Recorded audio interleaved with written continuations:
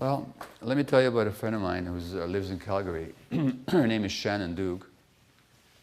And Shannon is 48 years old now. And when she was 37, she was diagnosed with stage 4 breast cancer. The stage 4 meant that the cancer was already in her bones by the time it was diagnosed.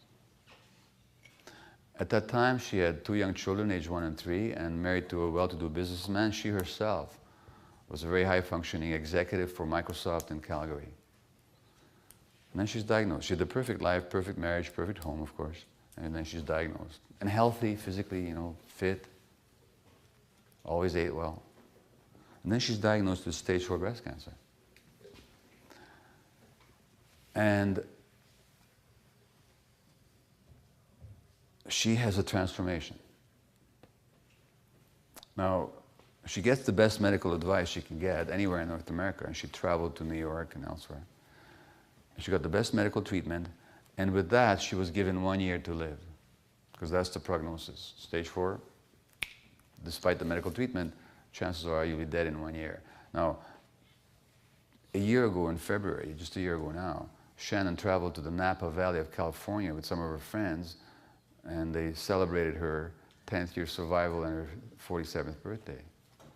And the transformation that she experienced was that when she was diagnosed and started paying attention, she realized that her life had not been her life, because she was sexually abused as a child. And her response to the abuse was, of course, as many children will experience, it can't be about the adults, it's about me. So if this terrible thing happened to me, I must be a very bad person. So I have to be very good to compensate. So the good daughter who doesn't talk about it, doesn't disturb the waters, the good employee, the good student, the good wife who doesn't talk about the husband's addiction issues, because that would again disturb the waters. And when she's diagnosed and she decides she wants to live, she says, the hell with all this perfection and goodness. And she confronts her family of origin about the abuse that she had endured, and she confronts her husband. And she starts living authentic, and she leaves the job, by the way, which wasn't her. Wasn't really expressing who she was.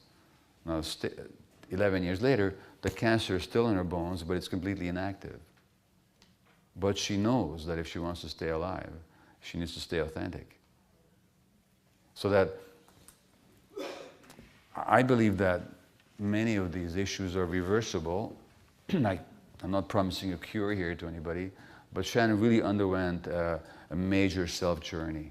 And she continues every day to work at it, and she practices her spiritual ways, which she ignored all those years, and she pays attention to herself, and she keeps clearing this stuff out, and she's the picture of health.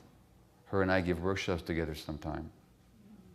So that there's ways to get there, but it's a commitment. And of course, it might threaten the attachment relationships. So that's always your call.